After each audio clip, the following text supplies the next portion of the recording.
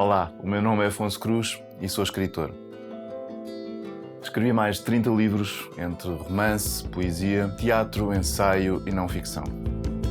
No total estão traduzidos para mais de 20 línguas e tive a honra de receber o Prémio da União Europeia para a Literatura. Para contar uma nova história, exploro a poesia, a filosofia, assim como diferentes perspectivas, analogias e metáforas. Além de criar, procuro entender as motivações das personagens, os conflitos que vivem e os desejos e medos que sentem. Esse processo ajuda-nos a compreender melhor os outros e o mundo ao nosso redor. Para se começar a escrever, é muito importante compreender as estruturas narrativas. As histórias podem parecer muito diferentes entre si, mas o seu esqueleto reduz a meia dúzia de esquemas.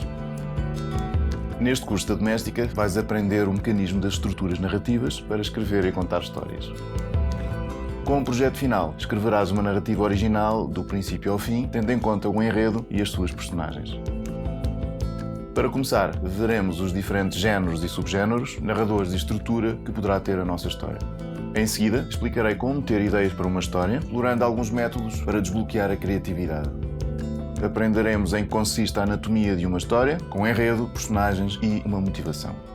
Vou mostrar-te como definir os obstáculos do protagonista e como desenvolver o primeiro ato da narrativa.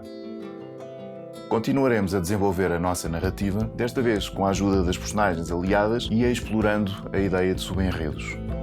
Ensinarei a importância do final da história e de um bom título. Segue-se então a revisão e a releitura, atentando a conselhos de outros escritores.